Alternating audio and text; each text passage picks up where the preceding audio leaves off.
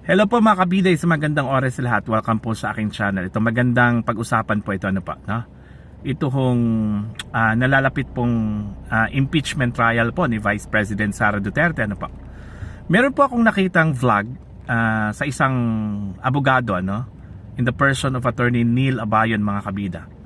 Doon sa kanyang vlog po ay inilatag niya yung mga depensa po ng Vice Presidente, dito sa kanyang impeachment, yung mga questions o legal questions na pwede niyang iakyat sa Korte Suprema, at saka yung depensa din ng House of Representatives kung bakit nila isinampa po itong case, itong complaints dyan ho sa Senate, mga kabida. Pakinggan muna natin itong naging vlog po at paliwanag ni Attorney Neil Abayon. Narito po.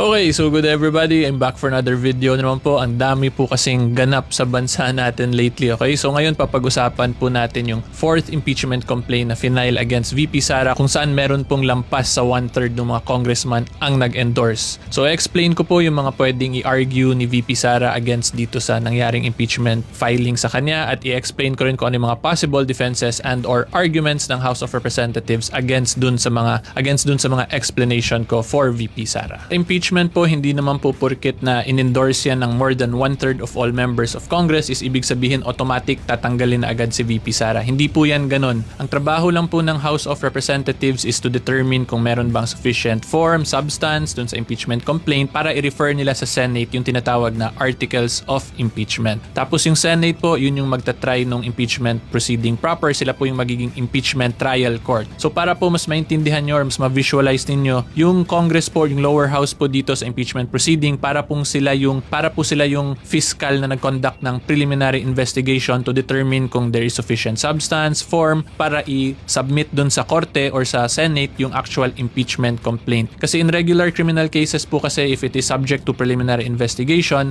ang procedure po niyan is ifa-file muna sa fiscal, i-review lahat ng fiscal, tapos pagtingin ng fiscal sufficient yun siya, ifa-file niya yan ngayon sa korte para ma-file na yung criminal case proper. So parang ganyan din po yan sa impeachment. I-reviewin muna ng lower house, tapos pag sufficient siya, ifa-file or isa-submit po nila ngayon sa Senate for the impeachment trial. Pero tandaan nyo rin po, in an impeachment case, hindi naman po to siya equivalent to a criminal case. Ang main purpose lang po ng impeachment is purely political, meaning ang objective lang po nito is tanggalin sa pwesto yung impeachable officer. Binigay ko lang po as analogy yung sa regular criminal cases kasi in a sense parang ganun po kasi yung procedure. Pero again, tandaan, hindi po criminal in nature ang impeachment, hindi po ibig sabihin porket na file or na-endorse ang articles of impeachment is criminal na agad yung impeachable officer involved. So, unang-una po ang tatandaan natin is that in the case of Francisco versus House of Representatives, yung 2003 case po, it is one of the landmark cases po talaga when it involves impeachment. Ang sabi po dyan sa case na yon is that unang-una, hindi po pwede makialam yung korte kung what constitutes as an impeachable offense. So, therefore, hindi ko po i-discuss yung substance ng impeachment complaint. However, ang pwede po gawin dito ng isang concerned citizen or ng aggrieved party is pwede naman po questionin kung nasunod ba talaga yung rules of procedure when it comes to the initiation of an impeachment complaint. At dahil po dyan, ipapakita ko po sa inyo ngayon kung ano ba talaga yung constitutional provision with regards to impeachment, the initiation of an impeachment proceeding. So explain ko po muna yung sa side ni VP Sara, okay? So titingnan po natin under the Constitution, nakalagay po dyan is that yung pag-initiate po ng impeachment complaint, dapat po niyan upon filing within 10 days po is malagay na yan siya sa order of business within 10 session days po. And then after po niyan, pag nasa order of business na po within 3 session days naman po is dapat ma-refer na siya sa appropriate committee, which is yung Committee on Justice po yan. So yan po yung under the Constitution, okay? Tapos titingnan din po natin dyan sa Constitution, nakalagay po dyan is yung House of Representatives din po has the power to promulgate their rules with regards to the impeachment proceeding. So ngayon tingnan po natin yung rules ng 19th Congress in relation to impeachment proceedings. Ang difference po ng rules ng House of Representatives at ng Constitution is dun po sa rules ng Congress, meron pong additional requirement, which is dapat daw po i-file yung impeachment complaint sa Office of the Secretary General, tapos yung Secretary General is i-refer niya to ngayon sa Office of the Speaker. So dito po ngayon papasok yung first argument ni VP Sara. Kasi kung titingnan po natin dun sa constitutional provision regarding the filing, wala naman pong requirement na dapat sa Office of the Secretary General if a file and then a referral to the office of the Speaker. Ang nakalagay lang po sa Constitution is that after filing po within 10 session days is dapat malagay na siya sa order of business ng House of Representatives, and then after po nung 10 days is dapat within 3 session days is ma-refer na po siya dun sa Committee on Justice. So dito po lalabas ngayon yung first argument for VP Sara, considering na yung additional requirement kung saan dapat sa office of the SecGen muna i-file and then an eventual referral to the office of the Speaker, pwede po niya matalo or it will go against dun sa 10 days and 3 days rule na required lang po ng Constitution natin, di ba? Kasi kung titingnan po natin ang nangyari po dito sa situation ni VP Sara, yung una pong impeachment complaint na final sa kanya was on December 2 pa po. Tapos ngayon titingnan po natin yung fourth impeachment complaint is today lang final, which is February 5 or more than 2 months after the first filing, okay? At ang reason po kung bakit ina-emphasize ko na important talaga na dapat sundin lang yung 10 days and 3 days rule ng Constitution is because once po kasi na-initiate na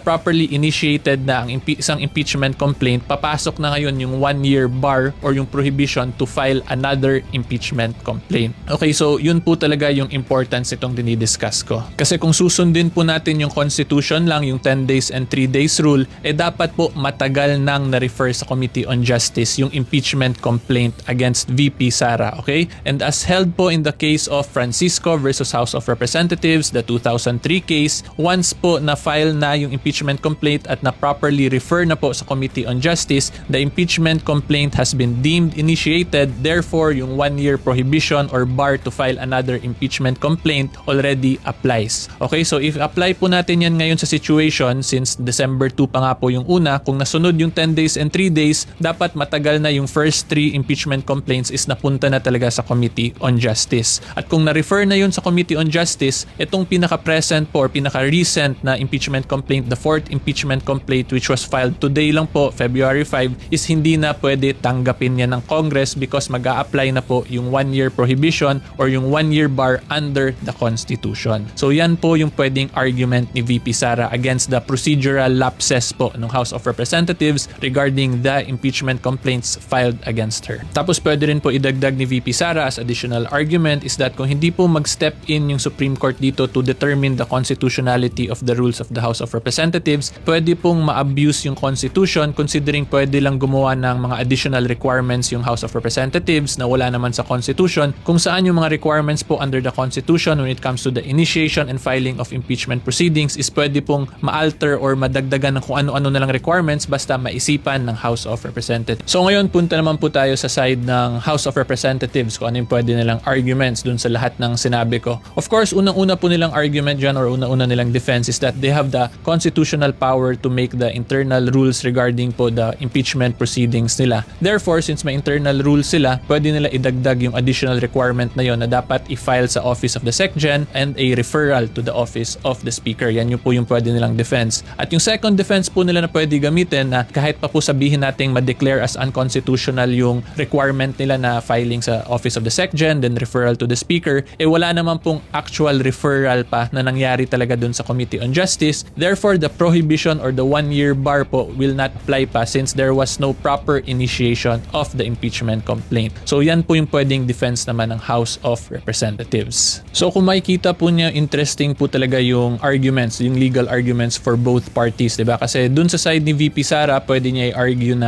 i-argue na i-declare as unconstitutional yung requirement na yun kasi dahil po doon na-defeat yung 10 days and 3 days only rule. Therefore, sobrang tagal bago na-refer sa Committee on Justice. Tapos doon naman po sa side ng Congress, pwede rin nila i-argue na kahit na ma-declare as unconstitutional yun, is wala namang actual referral, therefore walang actual initiation of an impeachment complaint. Consequently, hindi pa nag-a-apply yung 1-year bar, okay? So kung makikita po nyo, interesting po talaga to at kung sino po yung tama doon sa dalawa, hindi ko po yan masasagot because this will be the first time ever na magkakaroon ng ganitong legal issue. So maganda po sana talaga dito is yung si VP Sara or the aggrieved party is pumunta po sa korte para ipa-interpret talaga kung ano ba yung proper interpretation of the law in relation dito sa situation with regards her impeachment. So yan po yun because again, tatandaan po natin, if there are two clashing legal opinions po, the proper remedy is always to go to court para po yung korte mag-decide kung sino dun sa dalawang legal opinion ang tama.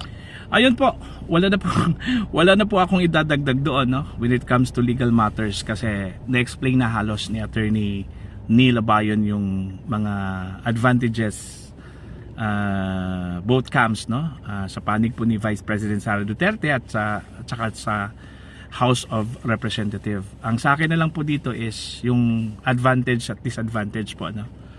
Okay, doon ho sa kung ang trial ay gagawin within the 4-month break or after election na po, no? Kasi ho pag during the 4-month break malamang malaki yung bentahe po ni Vice President Sara Duterte when it comes to getting the votes coming from the senators, ano? Kasi alalahanin po ninyo mga kabida, palapit na po yung election, okay? And the INC will be a big factor dito, no? Big factor po itong INC po, no? Dito ho sa election na ito, no? Now, kung gagawin po yung impeachment trial before election, malamang advantage po yan kay VP Sara, no? Kasi yung mga senador talaga, mag-aalangan yan kung boboto po in favor sa conviction, ano? Ang makakalaban po nila dyan is yung INC, ano? Kasi alam naman po natin na yung scope po ng campaign po ng mga senador ay buong Pilipinas yan. So, meaning malakihang boto ang kailangan po nila. And since ito pong INC po mga kabida ay has been delivering large vote, no? Huge votes mula sa kanilang miyembro, milyon-milyon yung boto na pwede nilang ibigay doon sa mga senador, ano? So malaking factor yon kung ito po ay gagawin, itong trial na ito gagawin po before election.